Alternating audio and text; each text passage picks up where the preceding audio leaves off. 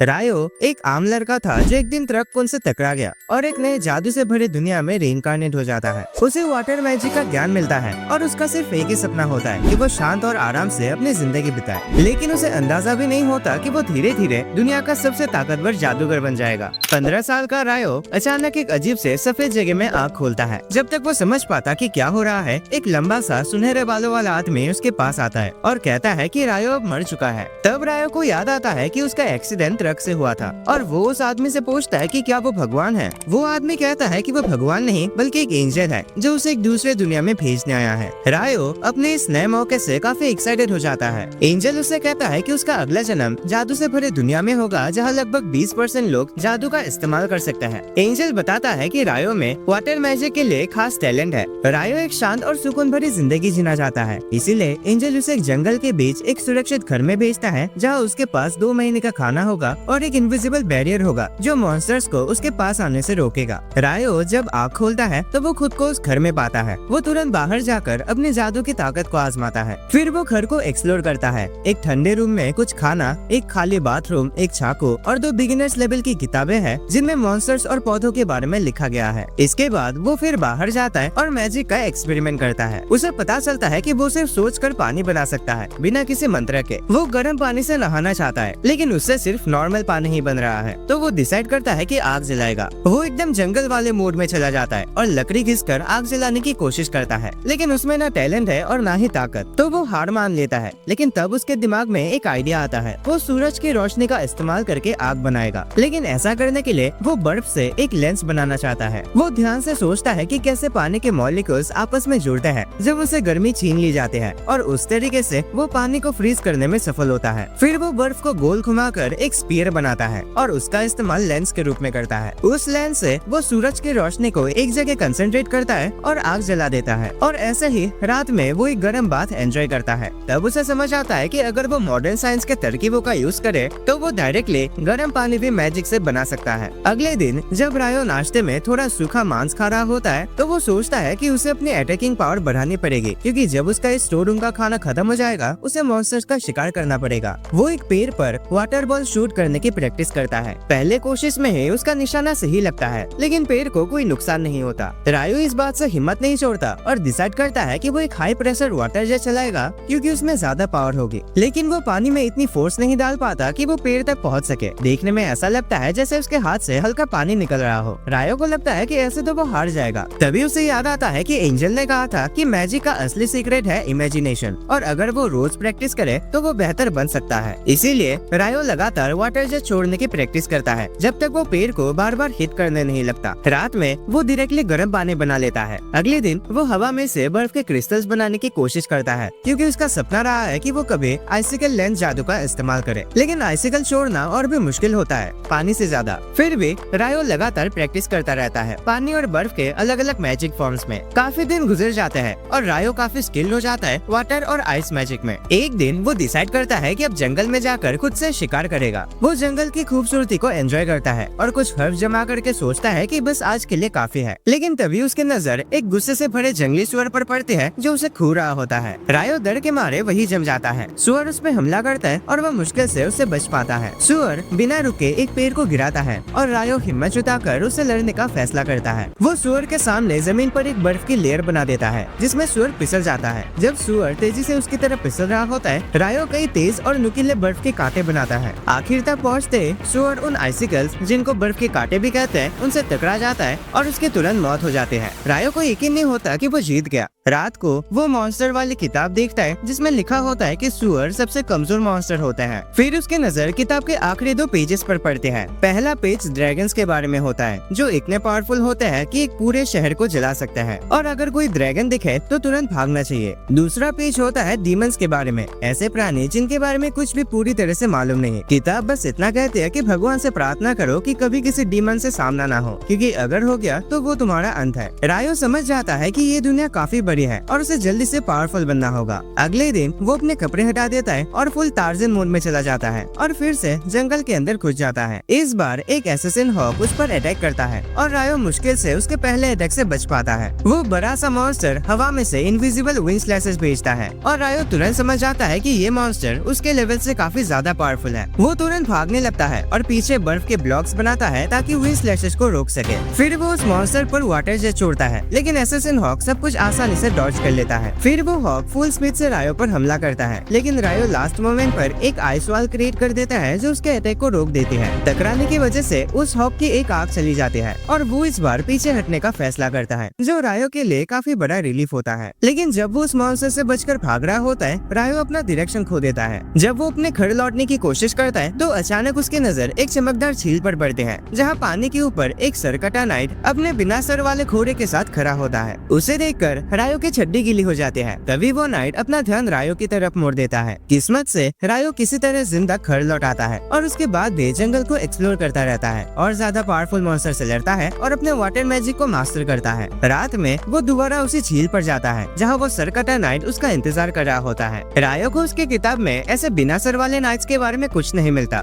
और उसे लगता है कि शायद ये इतने हाई लेवल मॉन्स्टर्स है कि उनके बारे में कुछ भी इंफॉर्मेशन नहीं होता, या शायद उन्हें मॉन्स्टर्स माना ही नहीं जाता। लेकिन ये सब अब मायने नहीं रखता क्योंकि रायो वहाँ लड़ाई के लिए आया है। वो नाइट पर बर्फ की तलवार से अटैक करता है, लेकिन एक भी अटैक उस पर नहीं लगती। उल्टा वो खुद ही बार बार मार खाता है, लेकिन उन्हें अपने आइस शील्ड से ब्लॉक कर लेता है। आखिर में वो थक जाता है और जमीन पर गिर जाता है, लेकिन नाइट उस पर अटैक नहीं करता क्योंकि वो असल में रायो को ट्रेन कर रहा होता है। जब रायो उठता है तब नाइट उसके पास आता है एक चाकू लेकर। वो नाइट उस चाकू पर पानी डालता है और फिर उसे फ्रीज करके एक आइस स्वॉर्ड में बदल देता है। फिर वो तलवार रायो को दे देता है, जिसे देखकर रायो समझ आता है कि नाइट उसे कह रहा है कि वो इस टेक्निक को मास्टर करे। थोड़े ही समय बाद रायो दोबारा उस एसेसिन हॉक से टकराता है जिसे वो पहले लड़ चुका था, लेकिन इस बार वो इवॉल्व हो चुका होता है एक और भी ज्यादा पावरफुल वर्जन में। वो मॉन्स्टर रायो पर विंग स्लैश भेजता है, जिसे वो तुरंत बर्फ की दीवारें बनाकर रोकने की कोशिश करता है। मुश्किल से वो उन अटैक से बच पाता है जो उसके शील्ड को आसानी से छेड़ देता है, क्योंकि इस बार वो पहले से काफी ज्यादा पावरफुल है। रायो को मजबूरन भागना पड़ता है और बस हॉक के अटैक्स को ब्लॉक करता रहता है। हॉक अचानक फुल स्पीड से उसकी तरफ आता है, लेकिन रायो मुश्किल से अपने सामने मल्टीपल आइस शील्ड्स बनाकर उसका अटैक रोक लेता है। वो बर्फ के कांटों से हॉक को मारने की कोशिश करता है, लेकिन वो भी काम नहीं करता। तभी हॉक एक सोनिक अटैक करता है जो तुरंत उसके आइस शील्ड्स को कैंसिल कर देता है। रायो समझ जाता है कि अब उसके लिए सिचुएशन खतरनाक हो गई है। फिर हॉक उसे एक जबरदस्त झटका देता है एक बिजली के अटैक से। मॉन्स्टर उस पर हमला करता है सब कुछ खत्म करने के लिए, लेकिन रायो टाइम पर अपने क्रिस्टल स्वॉर्ड निकालकर उसका अटैक रोक लेता है। वो हॉक के इनविजिबल विंड अटैक्स को भी काट के हटा देता है और जब हॉक दोबारा अटैक करता है तो रायो उसके सीने में तलवार घुसा देता है। हॉक जमीन पर गिर जाता है और रायो उसके पास जाता है। वो सोचता है कि वो इस मॉन्स्टर से सिर्फ 2 बार मिला, लेकिन उनके बीच एक स्ट्रॉन्ग कनेक्शन बन गया है। वो हॉक का शुक्रिया अदा करता है कि उसने उसे ताकतवर बनने के लिए इंस्पायर किया। फिर वो तलवार निकाल लेता है ताकि हॉक शांति से अपनी मौत पा सके। रायो घर की तरफ निकलता है, लेकिन उसे हैरान करने के लिए एक ड्रैगन वहाँ आ जाता है। उसे लगता है कि शायद ये उसकी जिंदगी का आखिरी दिन है, लेकिन ड्रैगन टेलीपैथी के जरिए उससे बात करता है। ड्रैगन पूछता है कि क्या उसने एक ब्लैक हॉक देखा था। रायो पैनिक में आ जाता है, सोचता है कि शायद उसने ड्रैगन के किसी दोस्त को मार दिया, लेकिन ड्रैगन काफी कूल निकलता है और रायो के काम की तारीफ करता है। फिर वो पॉइंट करता है कि रायो के पास जो तलवार है वो काफी रेयर है, क्योंकि वो फेरी किंग की तलवार है। रायो को यकीन नहीं होता, लेकिन वो डिसाइड करता है कि वो इस दुनिया के बारे में और सीखेगा इस ड्रैगन से, जिसका नाम है लिविंग। वो पूरे दिन बातें करते हैं, लेकिन शाम को ड्रैगन को बुला लिया जाता है और वो रायो से कहता है कि शायद वो दोनों फिर कभी मिलेंगे। दूसरी तरफ एंजल अचानक नोटिस करता है कि उसने रायो के स्टेटस में कुछ डिटेल्स मिस कर दिए थे। पता चलता है कि एंजल के 10,000 साल के कैरियर में रायो दूसरा इंसान है जिसमें एक हिडन ट्रेड मौजूद है, और वो हिडन ट्रेड है इटर्नल यूथ। कुछ हफ्तों बाद रायो को सी फूड खाने का मन करता है, तो वो बीच पे जाता है, लेकिन वहाँ एक जहाज देखकर शॉक हो जाता है। जल्दी ही उसे शिप के पास एक आदमी मिलता है, लेकिन पास जाके रायो को समझ में आता है कि वो जिंदा नहीं है। तभी उसे किसी और आदमी की आवाज आती है और रायो के चेहरे पर रोशनी आ जाते हैं, क्योंकि ये पहली बार है जब उसने इस दुनिया में किसी और इंसान को देखा है। एक आदमी जिसका नाम एबल है, उसके दिमाग में फ्लैशबैक्स आता है एक जायंट ऑक्टोपस मॉन्स्टर के, जो तूफान के दौरान उसकी शिप पर अटैक करता है, जिसके कारण वो समंदर में गिर जाता है। लेकिन जब उसकी आंखें खुलती है तो वो खुद को रायो के घर में पाता है। वो समझ जाता है कि किसी तरह से उसकी जान बच गई है और तुरंत दूसरों को ढूंढने के लिए घर से बाहर निकल पड़ता है। घर के बाहर जाते ही वो और ज्यादा कंफ्यूज हो जाता है क्योंकि उसे ये समझ ही नहीं आता कि वो जगह है कहाँ। तभी अचानक रायो उसके पीछे से आता है।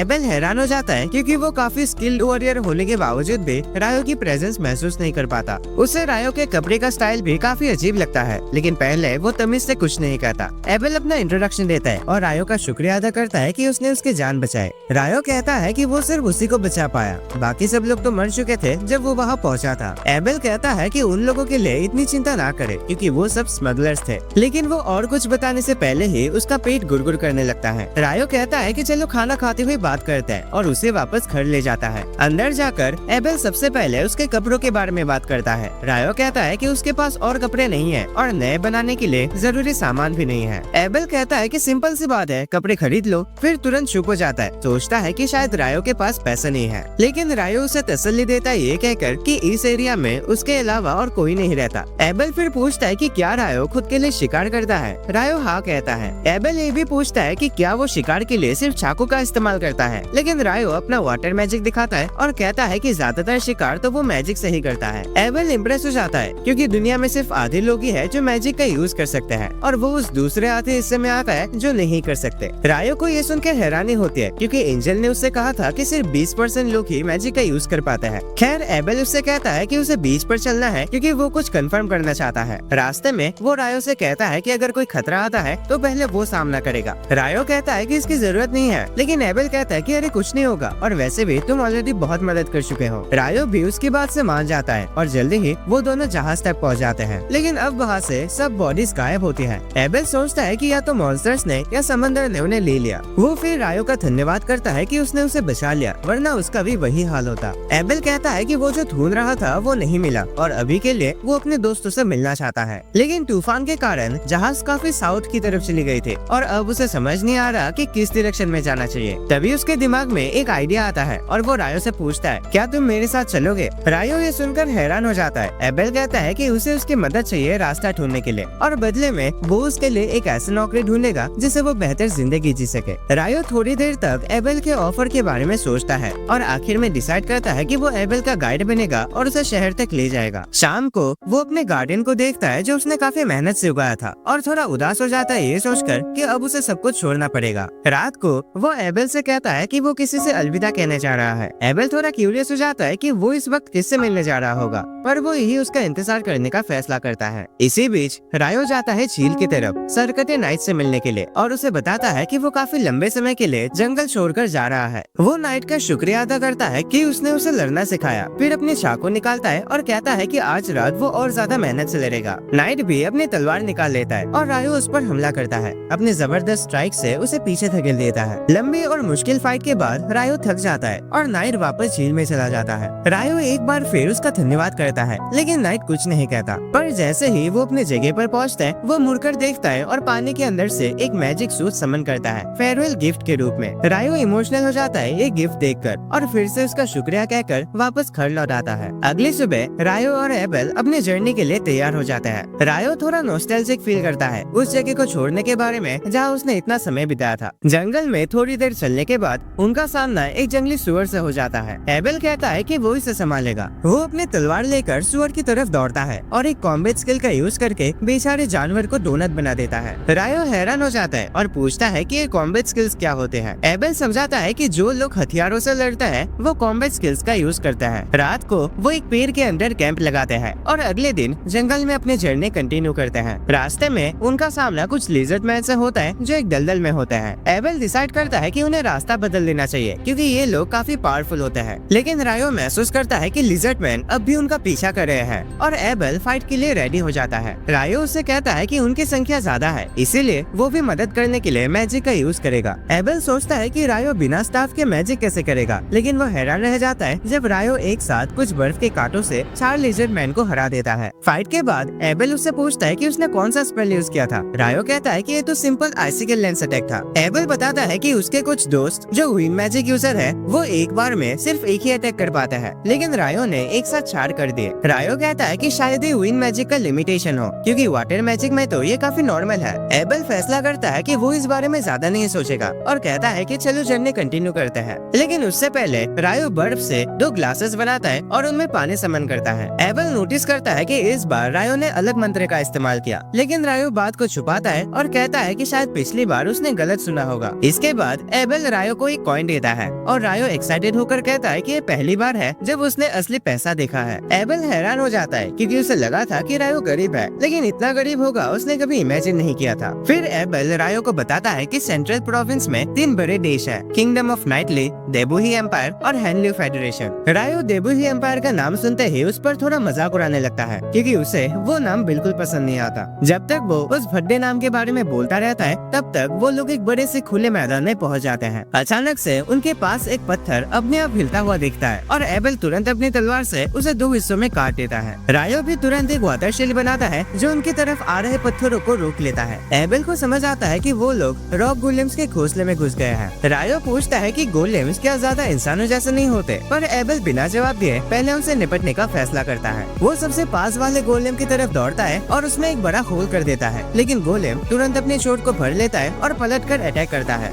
एबल पीछे हट जाता है और कहता है कि उनके अटैक्स गोलेम्स पर असर नहीं करेंगे। तभी रायो को एक आइडिया आता है। वो हवा में एक बड़ा सा आइस क्यूब बनाता है और उसे गोलेम के ऊपर गिरा देता है, जिससे वो कुचल जाता है। एबल हैरान रह जाता है क्योंकि उसने कभी भी ऐसे स्पेल नहीं देखे थे। रायो इस टेक्निक का इस्तेमाल कुछ और बार करता है और बाकी गोलेम्स को भी हरा देता है। उसके बाद उन्हें एक स्पेशल रॉक गोलेम मिलता है जिसके पास एक बड़ा मैजिक स्टोन होता है। एबल कहता है कि ये काफी महंगा बिक सकता है। रायो कहता है कि उसका मन है बाकी गोलेम से भी मैजिक स्टोन निकालने का, लेकिन वो सब आइस के नीचे दबे हुए हैं और या तो वो काफी लेजी है या इतने समझदार नहीं है कि बस आइस को पिघला ले। फिर वो लोग अपना सफर कंटिन्यू करते हैं और जल्दी ही एक बड़ा सा मगरमच्छ वाला मॉन्स्टर उनके सामने आता है। एबल कहता है कि ये एक बहमौत है, एक रेयर और पावरफुल मॉन्स्टर जो उसने पहले कभी नहीं देखा। रायो पूछता है कि क्या उन्हें इसका शिकार करना चाहिए, लेकिन एबल कहता है कि ये पॉसिबल ही नहीं है। तभी कुछ ड्रैगन्स भी वहाँ आ जाते हैं और रायो एक्साइटेड हो जाता है क्योंकि अब उन्हें मॉन्स्टर्स के बीच एक बैटल देखने को मिलेगा। जल्दी ही ड्रैगन्स मैजिक से पत्थर बरसाते हैं बहमौत पर, लेकिन बहमौत सिर्फ एक जोर से दहाड़ता है जिससे उनका मैजिक कैंसिल हो जाता है और ड्रैगन्स नीचे गिर जाते हैं। रायो एबल से कहता है कि वो बड़ा मॉन्स्टर शायद मैजिक कैंसिलेशन स्किल का यूज कर रहा था। बाद में जब वो डिनर कर रहे होते हैं, एबल रायो से उस मैजिक कैंसिलेशन स्किल के बारे में पूछता है क्योंकि उसने सिर्फ कुछ डंजन्स में ऐसे ट्रैप्स के बारे में सुना था जो ऐसा कर सकता है। रायो डंजन्स के बारे में सुन के एक्साइटेड हो जाता है और एबल उसे बताता है कि जहाँ वो लोग जा रहे हैं लियोन सिटी, वहाँ एक डंजन है। रायो गुस्सा हो जाता है कि एबल ने ये इम्पोर्टेंट बात उसे पहले क्यों नहीं बताई और पूछता है कि क्या वो कुछ और भी छुपा रहा है। तो एबल उसे पूछता है कि कम से कम उसे ड्वार्फ्स और एल्व्स के बारे में तो पता ही होगा।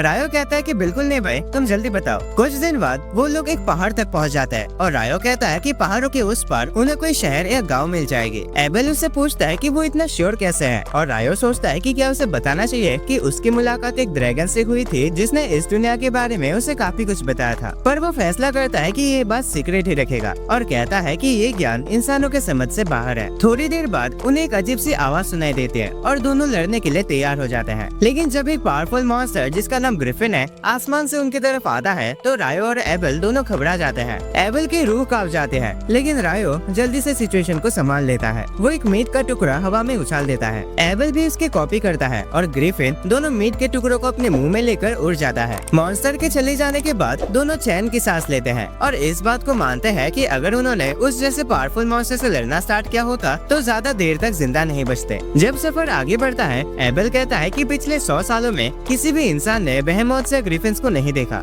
शायद ये ऊंचे पहाड़ उन मॉन्स्टर्स को इंसानों तक आने से रोक रहे हैं। ये बात रायो को याद दिलाती है कि जिन ड्रैगन्स ने बेहेमोथ से फाइट की थी वो नॉर्थ से आए थे। इसका मतलब है कि उनका घोंसला पास में ही कहीं है और रायो सही निकलता है। कुछ देर में उन्हें कुछ ड्रैगन्स देखते हैं जो एक मॉन्स्टर को खा रहे होते हैं। रायो उनसे लड़ना चाहता है, लेकिन एबल कहता है कि इतने स्ट्रॉन्ग ड्रैगन से लड़ने के लिए कम से कम 20 एडवेंचर्स का एक्सपीरियंस होना चाहिए होता है। रायो कहता है कि फ्यूचर में उन्हें ऐसे कई सारे पावरफुल मॉन्स्टर का सामना करना पड़ेगा और पूछता है कि अगर वो ड्रैगन्स को जमीन पर रोक दे तो क्या फायदा होगा। एबल हाँ में जवाब देता है, कहता है कि अगर क्लोज कॉम्बैट में लड़ाई की तो वो एक को हरा सकता है। रायो तुरंत बाहर जाता है और दिखावे के लिए एक स्पेल बोलने लगता है, सिर्फ इसीलिए कि वो 4 बाइसिकल समन कर सके जो ड्रैगन्स के पंख में घुस जाते हैं। एबेल इस मौके का यूज करता है और उनके दिमाग पे सीधा अटैक करके उन्हें खत्म कर देता है, लेकिन फिर 2 और ड्रैगन्स वहाँ आ जाते हैं। रायो इस बार बिना कोई मंत्र कहे आइसिकल से उन्हें नीचे गिरा देता है और एबेल को शक होने लगता है। फिर भी वो दोनों मिलकर उन ड्रैगन्स को हरा देते हैं, उनके मैजिक स्टोन्स कलेक्ट करता है और नॉर्थ डायरेक्शन में अपना सफर जारी रखता है। जल्द ही वो लोग पहाड़ क्रॉस कर लेते हैं और एक हरियाली से भरे जगह में पहुंच जाते हैं। एबेल हैरान होता है कि उन्होंने सिर्फ ड्रैगन से फाइट नहीं की, बल्कि उनके पास इतने सारे मैजिक स्टोन्स भी है जो एम्पायर पहुंचने के बाद काफी पैसे ला सकते हैं। तभी रायो क्यूरियस होता है और पूछता है कि वो लोग कौन से देश की तरफ जा रहे हैं, क्योंकि उसे कोई भी देश चलेगी, बस देबुही एम्पायर नहीं। एबेल बताता है कि देबुही एम्पायर थोड़ा और नॉर्थ में है और ये सुनकर रायो रिलैक्स फील करता है। एबेल थोड़ा कंफ्यूज हो जाता है और रायो से पूछता है कि क्या उसे उस देश से कोई प्रॉब्लम है। रायो जवाब देता है कि ना तो उसे उस देश से कोई दिक्कत है और ना ही वहाँ के लोगों से, लेकिन उस देश का नाम इतना क्रिंज लगता है कि वो उसे जुड़ना ही नहीं चाहता और एबेल को ये काफी अजीब लगता है। अचानक रायो दूर एक रास्ता देख लेता है और जैसे वो देखता है कि वो रास्ता ईस्ट से वेस्ट तक जा रही है, एबेल को एहसास होता है कि जिस पहाड़ को उन्होंने अभी क्रॉस किया है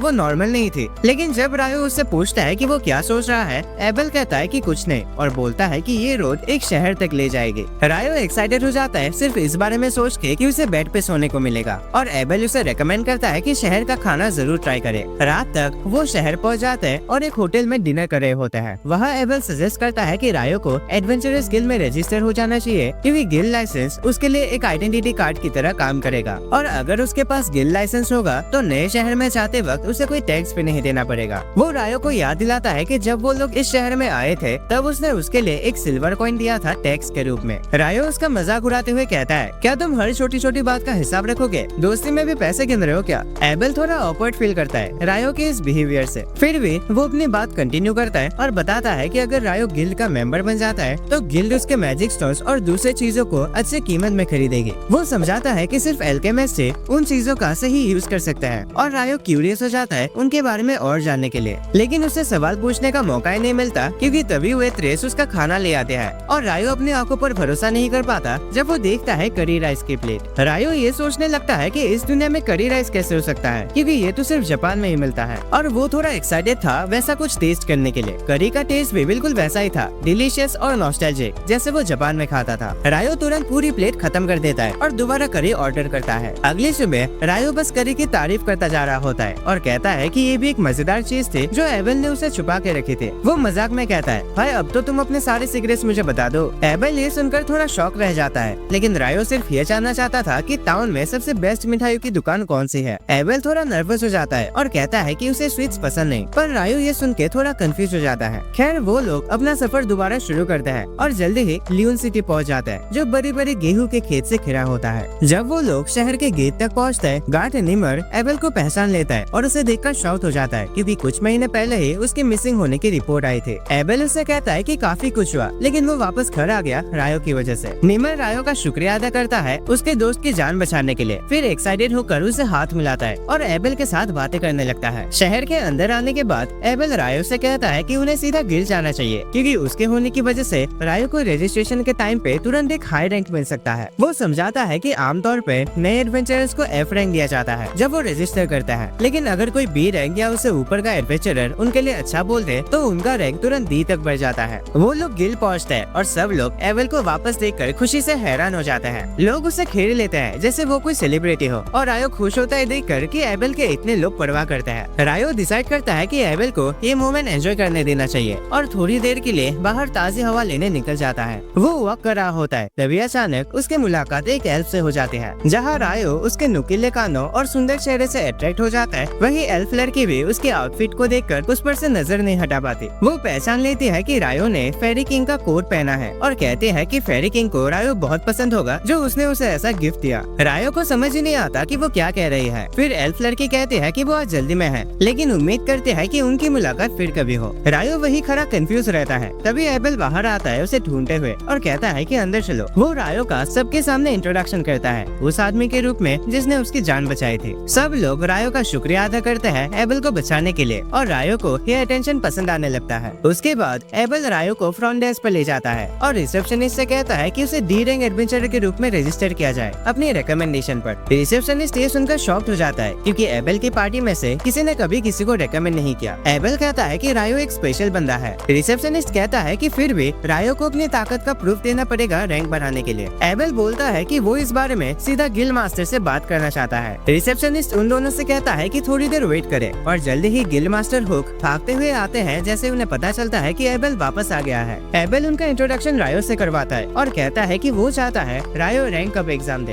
हुक कहता है कि उन्हें उसकी ताकत टेस्ट करनी पड़ेगी। एबेल जवाब देता है कि रायो उससे भी ज्यादा पावरफुल है, जो हुक को विश्वास नहीं होता। अपनी बात को प्रूव करने के लिए एबेल हुक को सारे मैजिक स्टोन्स दिखाता है जो उन्होंने ड्रैगन से कलेक्ट किए थे और हुक लिटरली शॉक में आ जाता है। वो कहता है कि इतने सारे मैजिक स्टोन्स का मतलब है कि उन्होंने इतने ड्रैगन्स मार गिराए कि एक पूरा देश भी तबाह हो सकता था। एबेल बताता है कि मॉन्स्टर के हमले के लिए टेंशन लेने की जरूरत नहीं है क्योंकि उन्होंने ये सब मेलेफिक माउंटेन्स के साउथ डायरेक्शन में से जमा किए हैं। रायो क्यूरियस हो जाता है कि क्या इस माउंटेन का नाम कोई खास मायने रखता है और हुक कहता है कि उसने आज तक किसी भी इंसान को मेलेफिक माउंटेन्स को सही सलामत पार करते हुए नहीं सुना। वो कहता है कि ये जगह इतनी खतरनाक है कि सबसे हाई रैंक वाले एडवेंचरर्स भी बिना किसी खास वजह के उधर नहीं जाते। उसे इस बात पे यकीन नहीं होता कि रायो और एबेल इतिहास के पहले लोग हैं जो ऐसा करने में सफल हुए हैं और वो तुरंत बिना किसी टेस्ट के रायो का रैंक बढ़ाने के लिए राजी हो जाता है। तभी एबेल की पार्टी अंदर आ जाती है और सब लोग काफी इमोशनल हो जाते हैं क्योंकि उन्हें लगा था कि वो उसे दोबारा नहीं देख पाएंगे। गिल्ड मास्टर उन्हें कहता है कि वो अपने दोस्तों से मिल ले जब तक वो रायो को बाहर ले जाता है रजिस्ट्रेशन के लिए। रायो उसके पीछे चलता है लेकिन एबेल उससे कहता है कि जब काम हो जाए तो रिसेप्शनिस्ट के डेस्क के पास रुकना क्योंकि वो उसे एक खास जगह दिखाना चाहता है। इसके बाद हुक रायो को अपने ऑफिस ले जाता है और बताता है कि एबेल की पार्टी जिसका नाम है क्रिम्सन स्वॉर्ड उनके सबसे ताकतवर और मशहूर पार्टीज में से एक है। रायो इस पर ज्यादा हैरान नहीं होता बल्कि वो सोचता है कि क्या वो वाकई डी रैंक का हकदार है बिना किसी टेस्ट के। हुक कहता है कि वो जानता है कि एबेल टैलेंटेड है लेकिन वो भी अकेले एक ड्रैगन को नहीं हरा सकता,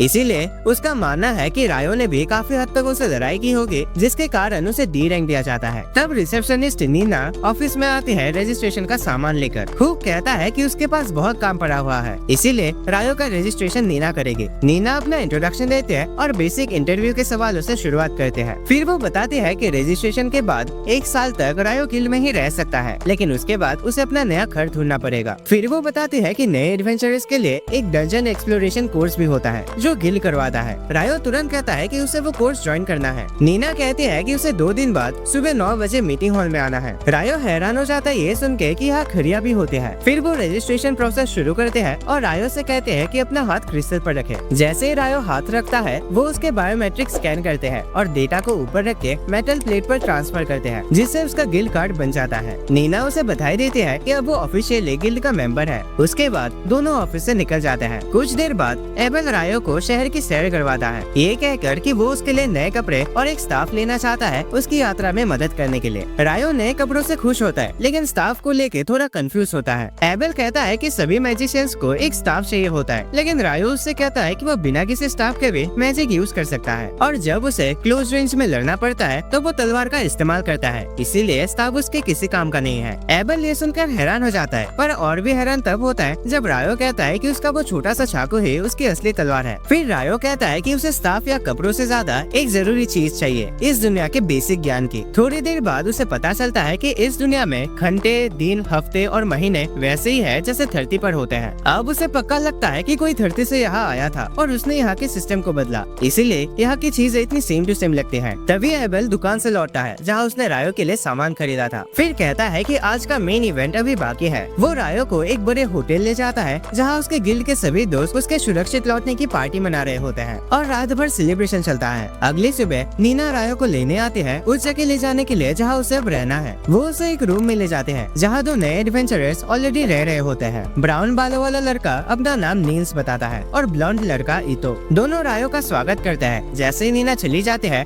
नील्स तुरंत उसकी तारीफ करने लगता है और कहते हैं कि उसे वो पसंद है। इतो उसे बोलता है कि सपने देखना अच्छी बात है लेकिन जमीन पे रहना भी जरूरी है। फिर वो रायो से बातें करता है कि गिल्ड के हॉल में सब कैसा चल रहा है। तभी नीना एक और नए एडवेंचरर के साथ रूम में वापस आते हैं जो थोड़ा घबराया हुआ अपना इंट्रोडक्शन आमन के रूप में देता है और फिर चारों लड़के जल्दी ही एक दूसरे के साथ अच्छे दोस्त बन जाते हैं। इसी बीच आबिल अपने दोस्तों को रायो की मैजिक के बारे में बताता है लेकिन उन्हें लगता है कि ये नामुमकिन है। लीन बताती है कि कोई भी इंसान इतनी दूर से आइस मैजिक इस्तेमाल करके उसे किसी मॉन्स्टर के ऊपर नहीं गिरा सकता लेकिन आबेल कहता है कि वो भला झूठ क्यों बोलेगा। लेन उसे ये भी याद दिलाती है कि ड्रैगन्स के आसपास एक जादुई बैरियर होता है, इसलिए उन पर जादू का कोई असर नहीं होता। रिया सोचती है कि अगर आबेल सच कह रहा है तो उसे डर है कि अगर रायो दुश्मन देश के साथ मिल गया तो क्या होगा, लेकिन आबेल कहता है कि ऐसा कभी नहीं होगा क्योंकि रायो एक अच्छा लड़का है। 6 दिन पढ़ाई करने के बाद रायो और आमन को डंजन के बारे में बेसिक चीजें सिखाई जाते हैं। रायो टीचर से पूछता है कि जो फ्लोर्स पहले क्लियर की गई है दूसरे एडवेंचर्स के द्वारा, उनमें अभी भी जा सकते हैं क्या। टीचर बताता है कि हाँ, कुछ डंजन में ये पॉसिबल है। फिर हमें पता चलता है कि उनका शहर एक अंडरग्राउंड डंजन के आसपास बना गया था और कुछ सालों में ग्रेट टाइडल बोर नाम का एक हादसा होता है जिनमें मॉन्स्टर्स की पॉपुलेशन बहुत तेजी से बढ़ जाते हैं और वो ऊपर तक आ जाते हैं। इसी वजह से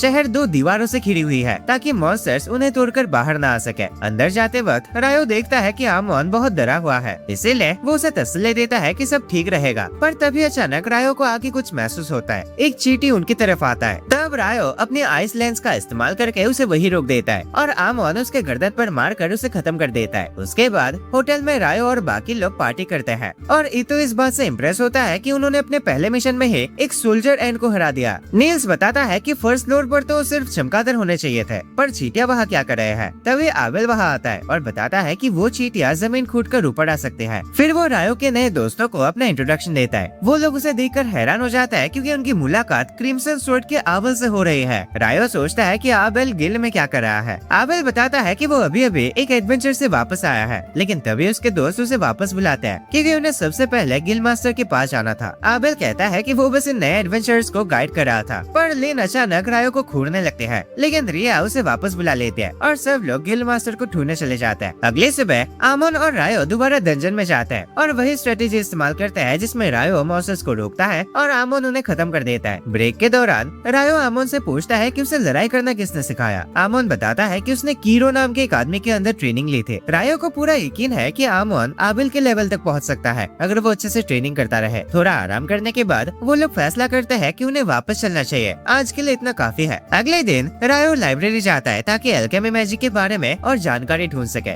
1-2 किताबें मिलने के बाद रायो उन्हें लेकर बाहर आता है। सोचता है कि अगर उसे सही में एल्केमी मैजिक सीखना है तो उसे अपनी कॉपीज बनानी होगी क्योंकि अकेले इतना सारा पढ़ना मुमकिन नहीं है। पर तभी सूर्य ग्रहण हो जाता है और सब कुछ अंधेरा हो जाता है। रायो नोटिस करता है कि बाकी सब लोग गायब हो चुके हैं। अचानक उस पर एक फायर ब्लास्ट होता है, लेकिन वो आइस सील से खुद को प्रोटेक्ट कर लेता है। एक डीमन रायो की तरफ बढ़ती है और पूछते है कि एक इंसान इस दुनिया में कैसे आ गया। रायो समझ जाता है कि वो जरूर किसी दूसरे डिमेंशन में है, इसीलिए वो भागने के बारे में सोचता है, पर वो लड़के तुरंत उसके दिल की तरफ विंड मैजिक से हमला करते हैं। रायो अपने कपड़े की वजह से बच जाता है और लड़की पहचान लेती है कि वो फेरी किंग की है, पर ये उसे मिला कैसे। जब उसके मैजिक काम नहीं करते तो वो अपनी तलवार इस्तेमाल करने का फैसला करते हैं, इसीलिए रायो भी अपनी तलवार निकाल लेता है। दोनों ऑलमोस्ट बराबर टक्कर के होते हैं, इसीलिए लड़की दोबारा मैजिक यूज करने की कोशिश करती है, लेकिन रायो इस बार अपने आइस लेंस से उसकी मैजिक को कैंसिल कर देता है। रायो उसकी तरफ बढ़ता है, लेकिन देखता है कि उसे जितनी भी चोट लगी थी वो सब हील हो रही है और आखिर में लड़की उसे पीछे धकेल कर एक बिल्डिंग में गिरा देता है। तभी अचानक कुछ पानी की उबलती हुई बूंदे ऊपर से गिरते हैं और लड़की को जला देते हैं। वो जल्दी से अर्थ मैजिक का इस्तेमाल करके खुद को बचा लेते हैं। रिकवर होने के बाद वो एकदम एक्साइटेड होकर बाहर निकलते हैं क्योंकि पहली बार किसी इंसान ने उसे असली दर्द महसूस कराया है। वो कहते हैं कि वो रायो के साथ थोड़ा और मजे करना चाहते थे, लेकिन उसके पास ज्यादा टाइम नहीं होता क्योंकि सूर्य ग्रहण अब खत्म होने वाला था। उसे यकीन है कि वो दोनों दोबारा जरूर मिलेंगे। फिर वो अपना नाम लियोनोर बताते हैं और वहाँ से गायब हो जाते हैं। रायो भी तब समझ जाता है कि उसे और ताकतवर बनना पड़ेगा क्योंकि अगर उसके पास फेरी किंग का कपड़ा नहीं होता तो वो कब का मर चुका होता है। वो लाइब्रेरी जाकर अपनी पसंद की किताबें खरीदने का फैसला करता है। जब वो अपने कमरे में वापस आता है तो हैरान होता है कि उसके दोस्त वहाँ नहीं है। बाहर देखने पर पता चलता है कि सब लोग जमीन पर गिरे हुए हैं और उन्हें बुरी तरह पीटा गया है। फिर रायो अपने मैजिक का इस्तेमाल करके उनमें से 4 लड़कों को तुरंत हरा देता है। उनका लीडर दान रायो पर हमला करता है, लेकिन रायो उसे भी आसानी से हरा देता है और कहता है आ चलो फिर थोड़ा हॉट स्प्रिंग का मजा लेते हैं, एकदम फ्रेश लगेगा। अगले सुबह हामोन और बाकी लोग दोबारा डंजन में जाते हैं। कुछ गॉब्लिन्स को हराने के बाद नील्स कहता है कि उन्हें वापस जाना चाहिए क्योंकि उन्होंने आज के लिए ऑलरेडी काफी पैसे कमा लिया है। इसी बीच शहर के बाहर रायो सोचता है कि लियोनोर उससे ज्यादा तेज इसलिए थे क्योंकि वो विंड मैजिक का इस्तेमाल कर रहे थे। क्या मैं भी वाटर मैजिक की मदद से ऐसा कुछ कर सकता हूँ? वो सोचता है कि वाटर जेट का इस्तेमाल करना कैसा रहेगा क्योंकि उनकी मदद से वो पानी के नीचे भी मूव कर पाएगा, लेकिन जब वो ऐसा करता है तो मुश्किल से ही आगे बढ़ पाता है। निराश होकर वो लाइब्रेरी की तरफ चला जाता है ताकि थोड़ा जानकारी इकट्ठा कर सके। इसी बीच लिन सारी वाटर मैजिक वाली किताबें चेक करते हैं ताकि रायो के अटैक्स के बारे में थोड़ा जान सके। जैसा आबेल ने उसे बताया था लेकिन उसे कुछ नहीं मिलता। इसलिए वो सोचते हैं कि शायद रायो ने वो स्पेल खुद से बनाया था, लेकिन फिर इसका मतलब ये होगा कि रायो भी इन्फर्नो मैजिशियन के लेवल पर है। यहाँ गिल्ड में ईतो रिसेप्शनिस्ट नीना को बताती है कि उन्होंने 5th फ्लोर पर गॉब्लिन्स देखे हैं। नीना उन मैजिक स्टोन्स को चेक करते हैं और तुरंत गिल्ड मास्टर को इन्फॉर्म करने के लिए चले जाते हैं। गिल्ड मास्टर भी ये सुनकर हैरान होता है क्योंकि गॉब्लिन आर्चर्स को तो 10th फ्लोर के बाद दिखाई देना चाहिए। इसलिए वो क्रिम्सन स्वॉर्ड और व्हाइट ब्रिगेड पार्टी को इमरजेंसी मीटिंग के लिए बुलाता है। आबेल आता है लेकिन व्हाइट ब्रिगेड को भी बुलाया गया है ये सुनकर वो खुश नहीं होता क्योंकि उसे उनके लीडर फेल्स से बात करने में प्रॉब्लम होते हैं। जब आबेल की पार्टी गिल्ड मास्टर से मिलने चाहते हैं, पता चलता है कि व्हाइट ब्रिगेड पार्टी का लीडर फेल्स पहले से वहाँ होता है, पर आबेल को वो बिल्कुल पसंद नहीं होता। इसलिए वो खुद को किसी तरह कंट्रोल करता है। गिल्ड मास्टर ह्यू उन्हें सिचुएशन के बारे में बताता है और डंजन को इन्वेस्टिगेट करने को कहता है। ह्यू के मुताबिक ये टाइडल बोर्ड का संकेत हो सकता है क्योंकि पिछला टाइडल बोर्ड 10 साल पहले हुआ था। वो उन्हें इनाम में 100 गोल्ड कॉइन्स और वापस आने पर 200 गोल्ड कॉइन्स देने का ऑफर देता है। फेल्स पूछता है कि अगर उन्हें पता चला कि टाइडल बोर्ड शुरू हो चुका है तो उन्हें क्या करना चाहिए। ह्यू बताता है कि उनका काम सिर्फ जानकारी इकट्ठा करना है और खतरा दिखते ही उन्हें पीछे हटना होगा ताकि वो वापस आकर दीवारों को बंद कर सके।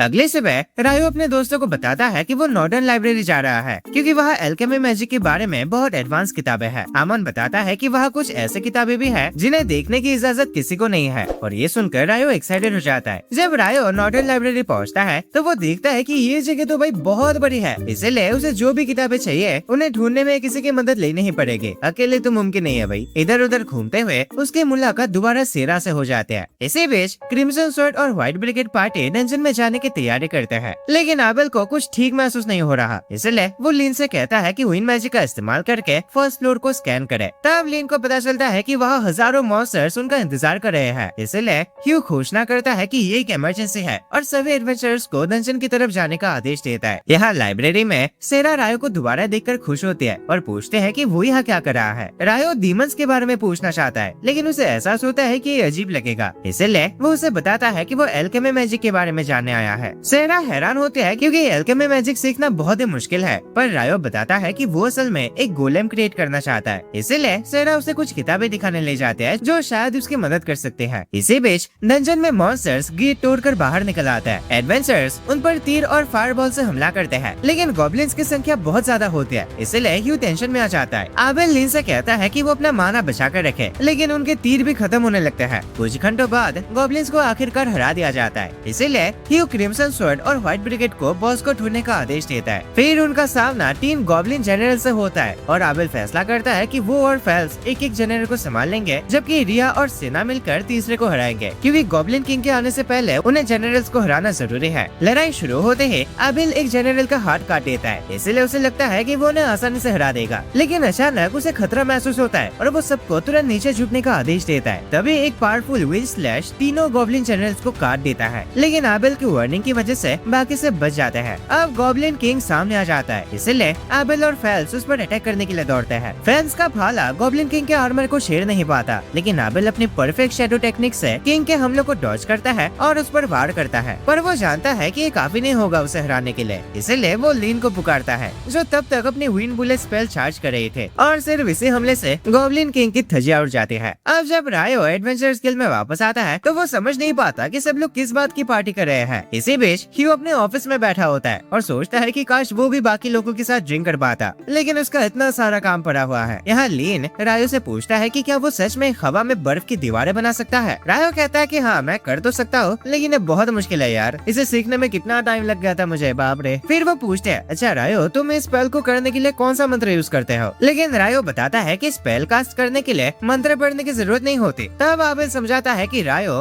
बिना मंत्र के मैजिक यूज कर सकता है, लेकिन लीन यकीन नहीं कर पाती कि ये कैसे मुमकिन है। फिर रायो अपने कमरे में वापस आता है, लेकिन बाहर देखता है कि कुछ नाइट्स एक लड़की को परेशान कर रहे हैं। वो उसे अपने साथ ले जाने वाले होते हैं। तभी दान अचानक उन्हें रोकता है। उनमें से एक अपनी तलवार निकालता है और दान को खत्म करने की धमकी देता है, लेकिन अचानक वो जमीन पर गिर जाता है। वो समझ नहीं पाता कि आखिर वो खड़ा क्यों नहीं हो पा रहा और इसी वक्त फेल्स वहाँ आकर नाइट से रुकने को कहता है। तभी हमें पता चलता है कि फेल्स एडवेंचरर होने के साथ साथ एक नॉवेल भी है और उसका फादर रॉयल नाइट्स का कमांडर रह चुका है, और ये सब जानकर वो नाइट्स वहाँ से भाग जाते हैं। फेल्स दान की तारीफ करता है कि उसने लड़की को बचाया और उससे कहता है कि वो उसे उसके दोस्तों के पास वापस ले जाए। उस शाम आबेल रायो के साथ डिनर करने आता है, लेकिन रायो समझ नहीं पाता कि आबेल अकेला क्यों है। तब आबेल समझाता है कि उसे रायो की मदद चाहिए और दोनों शहर में घूमने लगते हैं। आबेल बताता है कि उसे कुछ बदमाश रॉयल नाइट से डील करना है। लेकिन रायो को एक गली में कुछ अजीब से आदमी दिखते हैं, इसलिए दोनों उनका पीछा करने का फैसला करते हैं। अचानक वो आदमी उन पर हमला कर देते हैं, पर रायो अपने आइस मैजिक का इस्तेमाल करके उन्हें बेहोश कर देता है। एबेल देखता है कि उनके पास एक जादुई औजार भी है जो रायो को बहुत पसंद आता है। फिर उन्हें पता चलता है कि ये लोग सी रैंक एडवेंचर्स है और जैकलैंड नाम की जगह से आए हैं। इसी बीच फेल्म शहर में घूम रहा होता है, लेकिन वो पहले वाले नाइट्स उसका पीछा कर रहे होते हैं क्योंकि वो उसे बदला लेना चाहते हैं। पर अचानक वो हिल नहीं पाते, तब शीना उनके पीछे से आते हैं और अपने इन्फर्नो स्पेल का इस्तेमाल करके उन्हें खत्म कर देते हैं। अगले दिन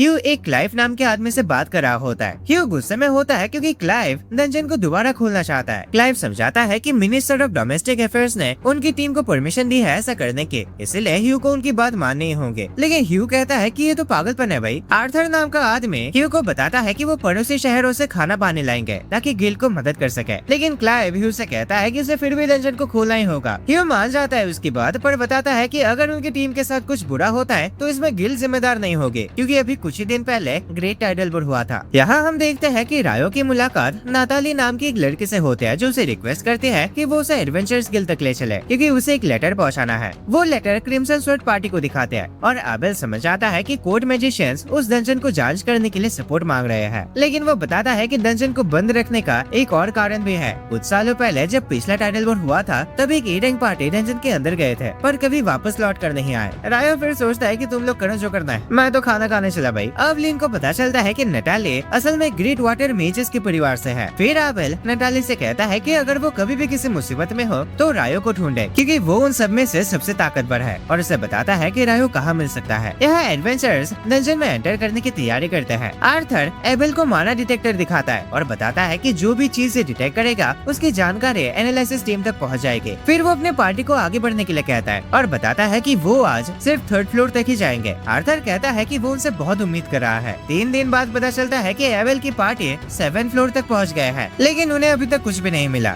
इसलिए एबेल सोचता है कि उन्हें और गहराई तक जाना चाहिए। तब उन्हें रॉयल सेंट्रल यूनिवर्सिटी के कुछ लोग दिखते हैं और यह बताते हैं कि वो ये जांच कर रहे हैं कि टाइडल वॉर के दौरान मॉन्स्टर्स किस फ्लोर से आते हैं। यह एडवेंचर्स गिल्ड में ह्यू कुछ ई-रैंक और एफ-रैंक एडवेंचर्स को बताता है कि उन्हें दूसरे शहर से खाना लाने जाना होगा। लेकिन रायो से पूछता है कि टाइडल वॉर के दौरान जो मैजिक स्टोन्स मिले थे उनका कलर क्या था। ह्यू बताता है कि उन सभी मैजिक स्टोन्स का कलर फीका पड़ गया था। यहाँ डंजन में क्लाइव को एक दरवाजा दिखाई देता है और जब उसके साथ ही हथियार लेकर उस गेट को जांच करने की कोशिश करते हैं, सारे लोग अचानक गायब हो जाते हैं। एबेल और बाकी लोग समझ ही नहीं पाते कि आखिर हुआ क्या, ये कौन सी जगह है। पर क्लाइव समझ आता है कि गेट ने उन्हें किसी और जगह टेलीपोर्ट कर दिया है और सोचता है कि शायद यही वो जगह है जहाँ से टाइडल बोर्ड के मॉन्स्टर्स आए थे। उसे लगता है कि इतनी बड़ी खोज के लिए उसे यूनिवर्सिटी का हेडमास्टर बना दिया जाएगा। लेकिन तभी एक आदमी दूर कुछ देखता है और सब नोटिस करते हैं कि मॉन्स्टर्स उनकी तरफ आ रहे हैं। यहाँ एनालिसिस टीम को पता चलता है कि एबेल की पार्टी गायब होते ही तुरंत 40वें फ्लोर पर माना डिटेक्ट होते हैं, लेकिन वो रीडिंग भी ज्यादा देर तक नहीं रहते। क्रिस्टोफर समझ आता है कि शायद वो लोग 10th फ्लोर से सीधा 40वें फ्लोर पर टेलीपोर्ट हो गए हैं, लेकिन ये बात ठीक नहीं है क्योंकि आज तक कोई भी इंसान इतनी गहराई तक नहीं जा पाया है। इसलिए उसने गिल मास्टर को इस पूरे हालत के बारे में इन्फॉर्म करने के लिए एक मैसेंजर भेज दिया है ताकि वो तुरंत कुछ कर सके।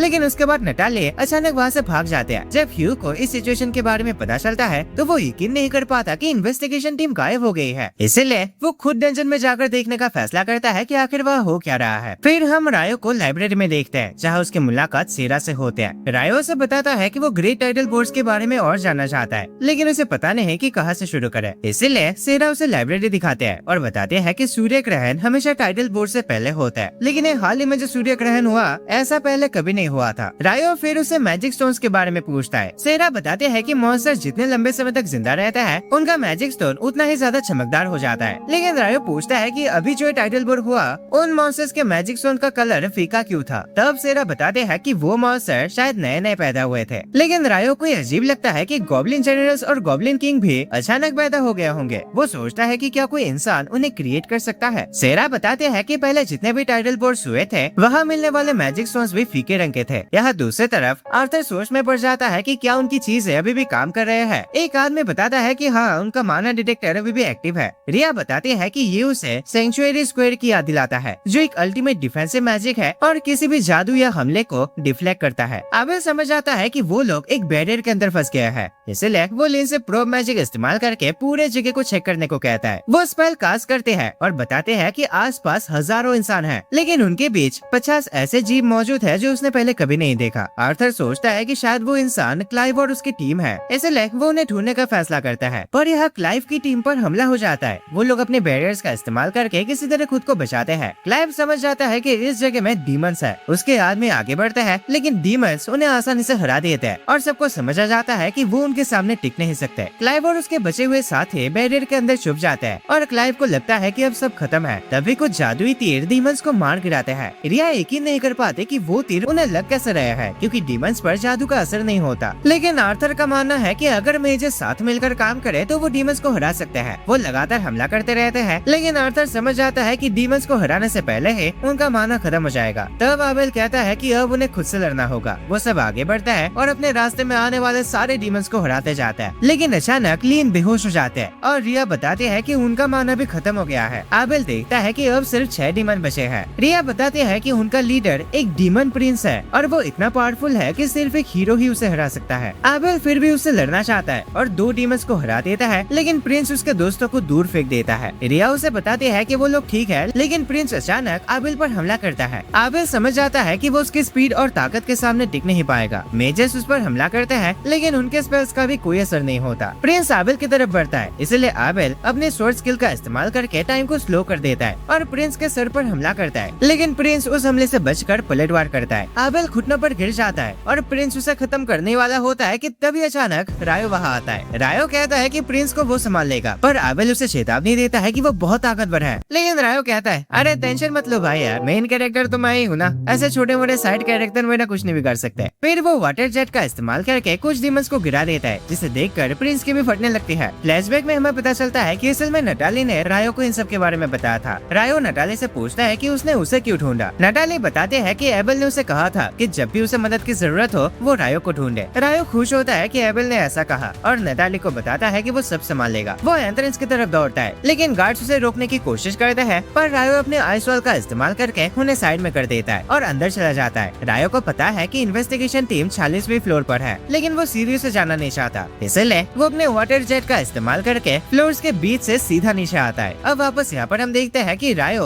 अटैक करने के लिए तैयार होता है। डीमन प्रिंस उसकी तरफ बढ़ता है, लेकिन रायो उसका सर काट देता है। आबेल ये देखकर हैरान हो जाता है, लेकिन प्रिंस अपना सर उठाकर दोबारा लगा लेता है। रायो समझ जाता है कि प्रिंस थोड़ा मजबूत है, लेकिन फिर भी कमजोरी है। रायो कहता है, तुम रीजनरेट कर सकते हो ना, चलो फिर देखते हैं तुम कितने देर तक करोगे। वो वाटर जेट का इस्तेमाल करके उसके बॉडी को छोटे छोटे टुकड़ों में काटा रहता है और जब प्रिंस अपनी लिमिट तक पहुंचता है उसका मैजिक स्टोन तबाह हो जाता है और वो भी धूल में बदल जाता है। आबेल रायो का शुक्रिया करता है और इनाम के तौर पर उसे खाना खिलाने का वादा करता है। आर्थर भी रायो का शुक्रिया करता है, लेकिन बताता है कि इस लड़ाई में उनके कुछ लोग मारे गए हैं। आबेल कहता है कि डीमन से मिलने वाले मैजिक स्टोन्स को बेचकर वो सारे पैसे उन शहीद लोगों को परिवारों को दे देना चाहिए। रायो ये सुनकर हैरान होता है कि उन्होंने डीमंस के साथ लड़ाई की थी। अरे मुझे लगा था कि ये कोई हल्का फुल्का मॉन्स्टर था। फिर आबेल बताता है कि डीमंस लगभग 100 सालों से दिखाई नहीं दिए थे। तब रायो लियोनोर के बारे में सोचता है कि क्या आकुमास डीमन से अलग होता है। वो सबको बताता है कि जब वो यहाँ आ रहा था तब उसने 39 फ्लोर पर कुछ अजीब सा महसूस किया था, इसलिए वापस आते वक्त वो उस जगह को चेक करना चाहता है। आबेल नोटिस करता है कि डीमंस के मैजिक स्टोन्स काले रंग के होते हैं और आर्थर के मुताबिक डीमंस स्पेस टाइम मैजिक का इस्तेमाल कर सकते हैं। यहाँ दूसरी तरफ हम रोमन नाम के हीरो को देखते हैं जो अपनी पूरी पार्टी के साथ एक मूर्ति के पास पहुँचता है, लेकिन अचानक लियोनर वहाँ जाते हैं और वो लोग सोचते हैं कि शायद वो डीमन लॉर्ड है। उनमें से एक बताता है कि वो इस मूर्ति का इस्तेमाल करके डीमन लॉर्ड को समन करेंगे, लेकिन लियोनर समझ नहीं पाती कि वो ऐसा क्यों करना चाहता है। रोमन उसे बताता है कि वो डीमन लॉर्ड को हराना चाहता है क्योंकि वो हीरो है। अब लियोनर को लगता है कि अगर ऐसा है तो वो जरूर काफी ताकतवर होगा, इसलिए वो उसे फाइट करने के लिए एक्साइटेड हो जाते हैं, लेकिन वो उसे तुरंत हरा देते हैं। ची ची ची, तुम ऐसे डीमन लॉर्ड को हराओगे, भाई घर जाके सो जाओ। फिर वो उस मूर्ति से वो काले रंग का गोला ले लेते हैं और साथ ही बताते हैं कि वो असल में डीमन लॉर्ड नहीं है, ठीक है, लेकिन एडवेंचर्स उसकी बात पर यकीन नहीं करते क्योंकि वो बहुत ही ताकतवर है। फिर लियोनर उन्हें रायो के बारे में बताते हैं कि वही एक लौता इंसान है जो उसकी बराबरी कर सकता है। जाते वक्त लियोनर एक पोर्टल के थ्रू गायब हो जाते हैं और रोमन से कहते हैं कि किसी डीमन को हराने के लिए उसे अभी बहुत लंबा सफर तय करना है। दूसरी तरफ रायो और बाकी सब देखते हैं कि सीरियो के पास कुछ एडवेंचर्स उनका इंतजार कर रहे हैं। आर्थर सोचता है कि शायद वो क्लाइव की टीम के लोग होंगे। तभी अचानक उन्हें जमीन पर एक अजीब सा आर्टिफैक्ट मिलता है। आर्थर देखता है कि उस आर्टिफैक्ट से माना रिलीज हो रहा है, इसीलिए वो उसे अपने बैग में रख लेता है और कहता है कि इसे सबूत के तौर पर वापस ले जाना चाहिए। वो लोग सरफेस पर वापस पहुँचते हैं और ह्यू उन्हें जिंदा देखकर बहुत खुश होता है, लेकिन वो समझ नहीं पाता कि रायो डंजन के अंदर इतनी जल्दी में क्यों चला गया था। आर्थर बताते बताता है कि रायो ने उनकी जान बचाई। ये सुनकर ह्यू हैरान हो जाता है, इसलिए आर्थर ह्यू को पूरी सिचुएशन बताता है। वो कहता है कि अगर रायो बीच में नहीं आता तो आबेल भी नहीं बच पाता और रायो ने उन डीमंस को एक चुटकी में हरा दिया था। लेकिन आर्थर को लगता है कि अगर नोबल्स को रायो की शक्तियों के बारे में पता चला तो वो उसे परेशान करेंगे, इसलिए वो दोनों फैसला करते हैं कि रायो के बारे में किसी को भी पता नहीं लगने देंगे। अगले दिन रायो शहर में घूम रहा होता है और अचानक उसे करी की खुशबू आती है। वो पास के एक दुकान में चला जाता है जहाँ उसे सेरा मिलती है। सेरा रायो से पूछते है कि वो कहाँ रहता है। रायो कहता है अभी तो मैं हॉस्टल में रह रहा हूँ, पर सेरा तुम गिल में क्यों नहीं दिखते। तब सेरा बताते है कि वो कैपिटल के बाहर काम कर रही है और रॉयल नाइट्स को वो तलवार चलाना सिखाते हैं। फिर वो रायो को एक प्रैक्टिस मैच के लिए चैलेंज करते हैं और दोनों एरिना पहुँचते हैं। अपने अपने तलवार लेकर वो दोनों लड़ाई शुरू करते हैं और नाइट से देखकर हैरान रह जाता है कि रायो सेरा की बराबरी कर रहा है। सेरा भी उसके स्किल्स देखकर इम्प्रेस हो जाते हैं, लेकिन वो सोचते हैं कि अब थोड़ा सीरियस होना पड़ेगा। रायो उसके हमले को रोकने की कोशिश करता है, लेकिन सेरा की स्पीड के सामने वो कुछ नहीं कर पाता। सेरा उसके तलवार तोड़ देते हैं, इसीलिए रायो ना चाहते हुए भी हार मान लेता है। फिर भी सेरा को यकीन नहीं होता कि रायो उसके अटैक्स को तब भी ब्लॉक कर पा रहा था जब वो अपनी स्पीड बढ़ाने के लिए विंड मैजिक का इस्तेमाल कर रही थी। लेकिन तभी रेलिता नाम की एक मेड उसे याद दिलाती है कि अब मास्टर एल्फोंसो को ट्रेनिंग देने का समय हो गया है। फिर रेलिता रायो को गेट तक ले जाते हैं जहाँ उसकी मुलाकात ह्यू से होते हैं। ह्यू से अपने गाड़ी में साथ चलने के लिए कहता है और इन्वेस्टिगेशन टीम को बचाने के लिए वो रायो का शुक्रिया करता है। लेकिन क्योंकि वो बिना परमिशन के डंजन में चला गया था, इसलिए सजा तो उसे मिलेगी। वो रायो को एक काम देता है और कहता है कि उसे कुछ व्यापारियों को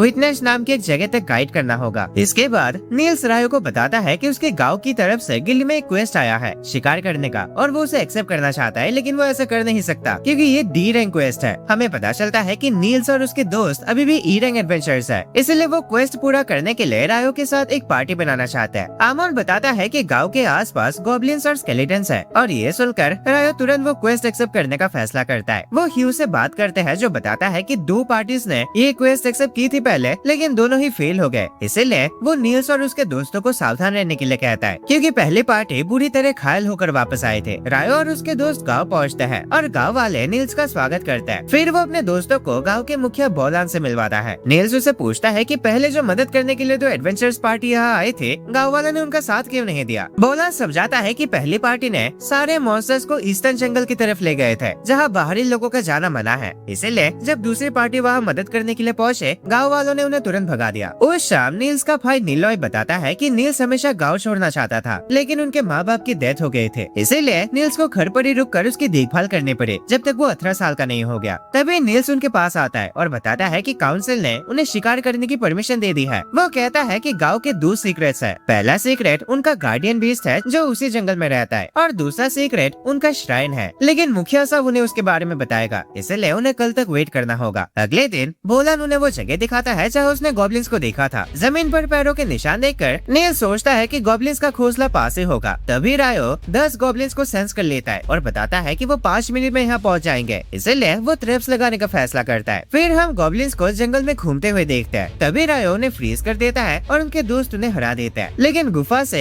एक गॉब्लिन जनरल वहाँ आता है। नील्स को लगता है कि वो उसे हरा नहीं सकते, इसलिए वो भागने का फैसला करता है, लेकिन रायो उसे अपनी बर्फ के जंजीरों से जमीन पर पटक देता है और नील्स उसे खत्म कर देता है। वो गाँव वापस जाते हैं जहाँ उनकी मुलाकात एल्डर नासू से होती है। नासू उनकी तारीफ करते हैं कि उन्होंने गॉब्लिन्स को हरा दिया और उन्हें उस जंगल तक ले जाते हैं जहाँ किसी और का जाना मना था। ईतो उसके छड़ी पर लगे उस ताबीज के बारे में पूछता है कि क्या वो अर्थ मदर गॉडेस का है। रायो उसे उस भगवान के बारे में पूछता है तो वो बताती है कि वो पैंथियन ऑफ 7 का हिस्सा है। फिर एल्डर नासू बताते हैं कि वो अभी भी हीलिंग मैजिक यूज कर सकती है, लेकिन वो थोड़ा अलग टाइप का होता है। इसी तरह वो एक गुफा तक पहुँचते हैं जहाँ नासू गार्डियन बीस्ट को पुकारते हैं और एक बड़ा सा भेड़िया वहाँ आता है जिसका नाम है कुसिन। नासू यकीन नहीं कर पाती कि उसने रायो को अपना नाम बताया क्योंकि उसने पहले कभी ऐसा नहीं किया था। फिर कुसिन बताता है कि मंदिर के आसपास स्केलेटन्स है और उसने एक भयंकर मॉन्स्टर को अंदर ट्रैप करके रखा है। वो वादा करता है कि स्केलेटन्स को हराने के बाद वो उस मॉन्स्टर को छोड़ देगा। ईतो अपने लाइट मैजिक से स्केलेटन्स को खत्म करता है। वो श्राइन को खोलता है और देखते हैं कि अंदर एक आर्क स्केलेटन है। जैसे ही कुसिन सील को हटाता है वो स्केलेटन बाहर आ जाता है, लेकिन रायो जमीन को बर्फ से ढक देता है और उस स्केलेटन के फिसलते ही नील्स उसे खत्म कर देता है। फिर सब लोग श्राइन के अंदर जाते हैं। नासो बताते हैं कि वो पहले कभी अंदर नहीं गए थे, लेकिन वो नोटिस करते हैं कि उस मूर्ति के हाथ में जो गोला है उसका एक हिस्सा गायब है। वो बताते हैं कि पहले वो पत्थर ग्लो करता था, लेकिन अब अचानक टूट गया है। वो सोचते हैं कि शायद इसी पत्थर की वजह से गॉब्लिन्स पैदा हो रहे थे, इसीलिए वो गुफा को बंद रखने का ही फैसला करते हैं। गाँव छोड़ने के बाद लड़के लोग सोचते हैं कि एडवेंचर्स बने हुए उन्हें ऑलमोस्ट 1 साल होने वाले हैं, इसीलिए अब वो हॉस्टल में नहीं रह सकते और सब लोग घर ढूंढने का फैसला करते हैं। यहाँ दूसरी तरफ हम एक एरिना में दो मेजर्स को ट्रेनिंग करते हुए देखते हैं, लेकिन उनका लेफ्टिनेंट ऑस्कर अचानक उन्हें रोकता है और कहता है कि उन्हें अपने कमांडर फियोना की बात सुननी चाहिए। फियोना बताते हैं कि वो ऑस्कर के साथ विटनेस शहर जा रही है और वो 2 महीने तक वापस नहीं आएंगे, इसलिए उन्हें अपनी ट्रेनिंग जारी रखनी होगी। फिर हम रायो को देखते हैं जो अपना वो बॉडीगार्ड वाला मिशन करने आया होता है, पर इत्तेफाक से वहाँ नील्स और उसके बाकी दोस्त भी होते हैं। रायो समझ नहीं पाता कि उन्हें विटनेस में 9 दिन क्यों बिताना है। नील्स समझाता है कि इसका कारण ओपन फोर्ट फेस्टिवल है जो हर 5 साल में एक बार होता है। उनका ग्रुप विटनेस शहर पहुँचता है और वो व्यापारी लोग उनका शुक्रिया करते हैं उन्हें गाइड करने के लिए। फिर सब साथ में डिनर करते हैं और पता चलता है कि वहाँ का खाना तो बढ़िया है भाई। अगले दिन हम ऑस्कर को विटनेस शहर में आते देखते हैं, लेकिन उसका दोस्त जार कैनो से बताता है कि ये तो बहुत लंबी लाइन है, अंदर जाने के लिए काफी टाइम लग जाएगा। दूसरी तरफ नोबल्स एक महल में जमा होते हैं जहाँ उनकी मुलाकात इस देश के तीसरे राजकुमार कॉनराड से होते हैं। कॉनराड को लगता है कि फियोना इतने लंबे सफर के बाद थक चुके होंगे,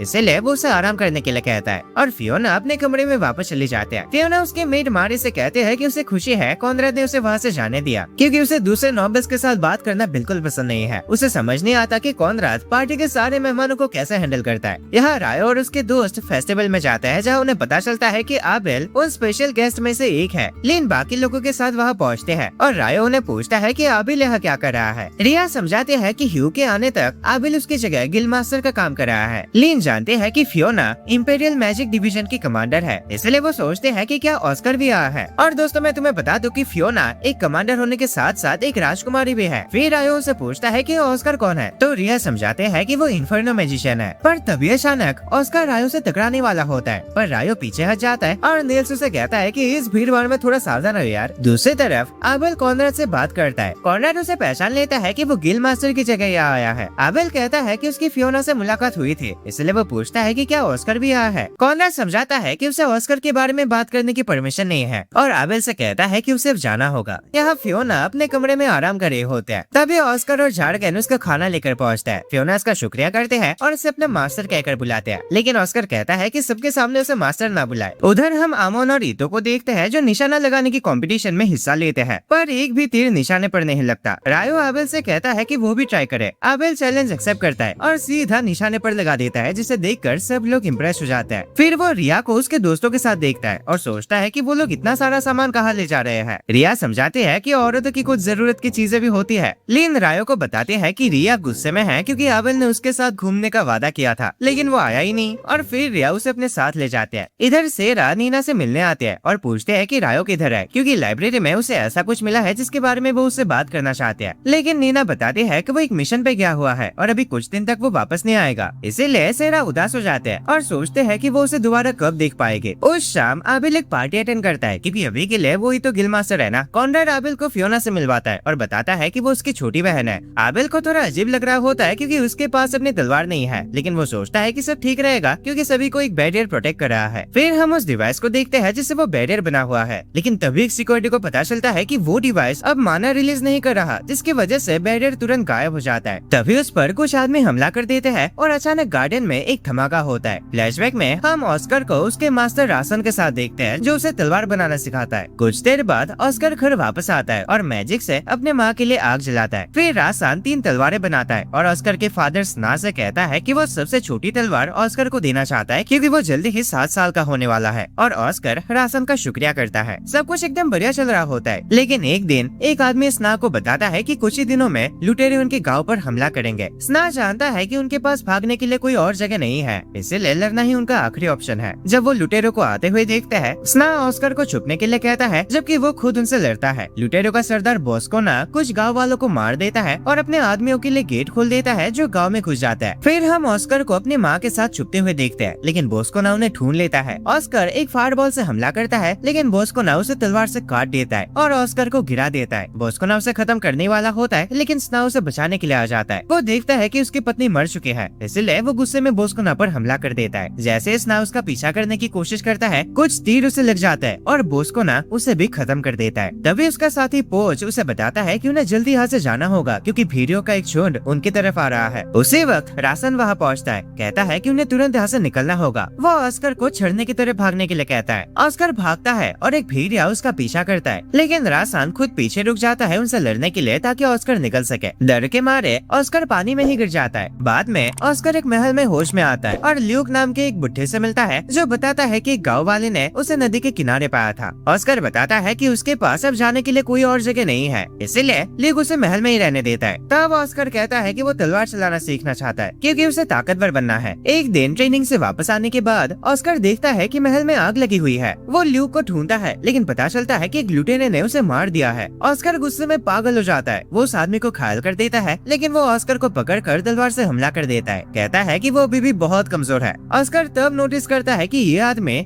बॉस्कोना है। पोच उसे बताता है कि नाइस आ रहे हैं, इसीलिए उन्हें जाना होगा और वो ऑस्कर को वही छोड़ देते हैं। लेकिन ऑस्कर किसी तरह जिंदा बच जाता है और उसके बाल अब सफेद हो चुके होते हैं। वो सोचता है कि कैसे भी करके बॉस्कोना से बदला लेना होगा। अब प्रेजेंट में हम देखते हैं कि आबेल विटनेस के लॉर्ड से बात कर रहा होता है। लॉर्ड बताता है कि वो विटनेस में भी एडवेंचर्स के लिए एक स्कूल खोलना चाहता है, बिल्कुल उनकी देश की तरह। आबेल को यह आइडिया बहुत अच्छा लगता है क्योंकि इससे नए बंदों को एडवेंचर में मदद मिलेगी। इसी बीच हम देखते हैं कि महल में हमला हो चुका है क्योंकि उनका बैरियर टूट चुका था, याद है ना दोस्तों, और सारे नोबल्स घबरा जाते हैं। फियोना ये समझ नहीं पाते कि उन पर हमला किसने किया, लेकिन तब वो देखते हैं कि कॉनराड घायल है। वो उसे बैरियर से प्रोटेक्ट करते हैं और उसे हील करना शुरू करते हैं। इसी दौरान लुटेरे अंदर घुसकर नोबल्स पर हमला कर देते हैं। कॉनराड को लगता है कि शायद बाहर जाने का रास्ता बंद हो गया है क्योंकि इतने हलचल के बावजूद भी कोई उनकी मदद के लिए नहीं आ रहा। फिर वो फियोना से कहता है कि अपने नाइट्स को बुलाए। फियोना मैजिक का इस्तेमाल करके उन्हें सिग्नल भेजते हैं और नाइट समझ जाते हैं कि वो मुसीबत में है, इसलिए वो महल की तरफ दौड़ पड़ते हैं। कॉनराड को यकीन होता है कि ऑस्कर के आते ही सब कुछ ठीक हो जाएगा, लेकिन लुटेरे उन्हें ढूंढ लेते हैं और कॉनराड समझ जाता है कि सब लोग उसे ही टारगेट कर रहे हैं, इसलिए वो फियोना से कहता है कि अब उन्हें लड़ना पड़ेगा। ऑस्कर महल पहुंचता है और रास्ते में आने वाले सारे लुटेरों को हरा देता है, लेकिन अपने साथियों से कहता है कि उन्हें जल्दी करनी होगी क्योंकि फियोना अंदर गार्डन में है। यहाँ कॉनराड और फियोना अपने अर्थ और फायर मैजिक का इस्तेमाल करके कुछ लुटेरों को मार देते हैं। तभी उसे एक आवाज सुनाई देती है जैसे कोई मंत्र पढ़ रहा हो और वो उस हमले को पहचान लेता है। वो तुरंत फियोना से कहता है कि एक मेज बुलेट ट्रेन अटैक करने वाला है, इसलिए अपना सबसे ताकतवर बैरियर बनाओ, हो सके तो सेंचुरी स्क्वायर बनाओ। फियोना बिल्कुल सही वक्त पर बैरियर समन कर लेती है, लेकिन कॉनराड फिर से मंत्र पढ़ने की आवाज सुनता है और इस बार वो उस हमले को पहचान नहीं पाता। फियोना नोटिस करते हैं कि जिस फ्लोर पर कॉनराड खड़ा है वो फटने वाला है, इसीलिए वो उसे पीछे धकेल देते हैं, लेकिन मेज अपना वोल्केनो स्पेल एक्टिवेट कर देता है और फियोना उस धमाके के बीच आ जाता है। उसी वक्त ऑस्कर और बाकी लोग गार्डन में पहुंचते हैं और वो फियोना को हवा में उछलते हुए देखते हैं। ये देखकर ऑस्कर को याद आता है कि वो आज तक एक भी इंसान को बचा नहीं पाया। फियोना उसे कहते हैं कि उसके भाई का ख्याल रखे,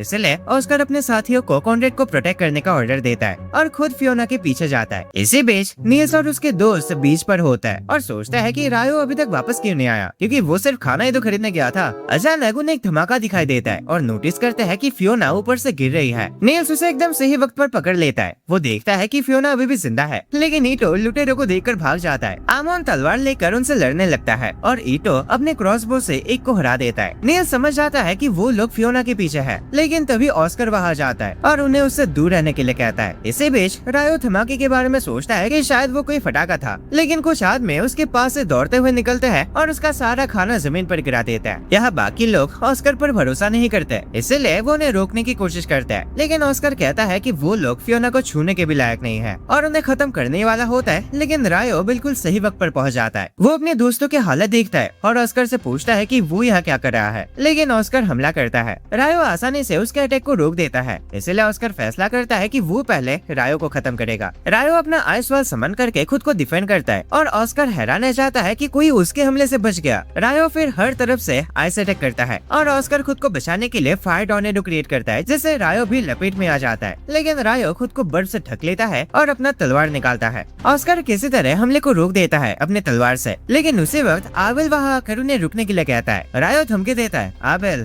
बीच में मत आओ वरना तुम्हें भी फ्रीज कर दूंगा। आबेल ऑस्कर को समझाता है कि वो गिल मास्टर की तरफ से आया है और रायो और उसके दोस्त उनके यहाँ एडवेंचरर्स है, इसलिए वो लोग इस हमले के पीछे नहीं है। ऑस्कर तब पूरी बात समझ आता है, लेकिन रायो अब भी ऑस्कर को खत्म करना चाहता है क्योंकि उसने उसके दोस्तों को चोट पहुंचाया था। आबेल अगर तुम्हारे बकबक हो गया हो तो थोड़ा पीछे हट जाओगे, मैं इस आदमी के साथ साथ उस फियोना को भी खत्म कर दूंगा। इससे ऑस्कर इतना गुस्सा हो जाता है कि अपना सबसे पावरफुल अटैक करता है, लेकिन रायो अपनी वाटर जेट का इस्तेमाल करके एक चुटकी में उसे रोक देता है। आबेल जैसे भी करके रायो को रोकता है, नहीं तो दोनों देशों के बीच लड़ाई हो सकती है। वो ऑस्कर को भी कहता है कि कॉनराड ने उसे फियोना का ख्याल रखने के लिए भेजा था, एक लड़ाई शुरू करने नहीं। आबेल जानता है कि रायो गुस्से में है, लेकिन उसे रिक्वेस्ट करता है कि प्लीज भाई यार रुक जाओ। तब रायो पूछता है, अच्छा आबेल, अगर इन सब में रिया घायल होते तब भी तुम क्या नहीं लड़ते? आबेल कहता है कि हाँ, मैं तब भी रुक जाता क्योंकि रिया भी देशों के बीच लड़ाई नहीं चाहते। आखिरकार रायो उसकी बात मान लेता है, अपनी तलवार रख देता है और वहाँ से दूर हट जाता है ताकि वो आपस का मामला सुलझा ले। अगले दिन ईतो खुशी से पागल हो जाता है कि रिया ने उसे हील किया और रायो तो इस बात से खुश होता है कि सब लोग ठीक है। तभी आबेल वहाँ आता है, बताता है कि कल जो तुम लोगों ने मुसीबत खड़ी कर दी थी, भाई अभी क्लियर करके आया हूँ मैं सारा मामला, और ऑस्कर ने भी माफी मांगे थे। फिर वो ईटो और बाकी लोगों को बताता है कि फियोना उनका शुक्रिया करना चाहते हैं क्योंकि उन्होंने उसे बचाया, लेकिन हाँ रायो को कुछ इनाम नहीं मिलेगा। अबे चाहिए भी नहीं, और हाँ अबेल उस फट्टू ऑस्कर को कह देना कि अपने औकात में रहे, वरना सही में किसी दिन मार दूंगा उसे। अबेल को यकीन नहीं होता कि रायो इन्फर्नो मैजिशियन को इतने हल्के में ले रहा है। सब लोग खुश होते हैं कि उनका पहला मिशन कंप्लीट हो गया है और अपने देश वापस जाने की तैयारी करते हैं। इसी बीच हम सेरा को लाइब्रेरी में देखते हैं। वो सोचते हैं कि रायो कब वापस आएगा यार, और वो होटल की तरफ जाते हैं, लेकिन अचानक देखते हैं कि रायो वापस आ गया है, इसलिए वो तुरंत उसके पास दौड़ते हैं। फिर वो उसे लाइब्रेरी में ले जाते हैं और बताते हैं कि उसे अल्केमी मैजिक से जुड़ी कुछ किताबें मिली है। रायो को वो मजेदार लगता है और वो नोट्स की एक कॉपी बना लेता है। ऐसे बात करते करते रायो पूछता है कि सेरा की उम्र कितनी है। सेरा बताते हैं कि वो सिर्फ 200 साल के है, जिससे रायो हैरान हो जाता है क्योंकि वो इतने जवान और खूबसूरत दिखते हैं। ये सुनकर सेरा थोड़ी शर्मा जाते हैं। फिर सेरा उसे एक ट्रांसलेटर के पास ले जाते हैं, लेकिन रास्ते में उनकी मुलाकात आबेल से होते हैं। रायो मजाक में कहता है, वाह आबेल तुम काम भी करते हो, मैं तो हैरान हो गया यार। आबेल पूछता है कि वो दोनों एक साथ यहाँ क्या कर रहे हैं। रायो बताता है कि सेरा उसकी टीचर जैसे है, लेकिन आबेल कहता है कि अभी वो जल्दी में है इसलिए बाद में बात करते हैं। उसके जानने के बाद सेरा रायो से पूछते हैं कि वो उससे इतने अच्छे से क्यों बात करता है। सेरा के मुताबिक रायो उससे बात करते वक्त हमेशा थोड़ा नर्वस रहता है क्योंकि कहीं ना कहीं वो एक बी रैंक एडवेंचरर है और रायो उसे एक सीनियर की तरह मानता है। लेकिन आबेल के साथ तो रायो कितने आराम से बात कर रहा था, इसलिए सेरा चाहते हैं कि रायो उसके साथ भी वैसे ही रहे, एक दोस्त की तरह, और रायो मान जाता है। उसके बाद रायो आबेल से मिलने जाता है और आबेल पूछता है कि वो किस बारे में बात करना चाहता था। रायो उसे याद दिलाता है कि आबेल ने उसे खाना खिलाने का जो वादा किया था वो अभी तक नहीं किया। आबेल कुछ बहाना बनाने की कोशिश करता है, लेकिन फिर रायो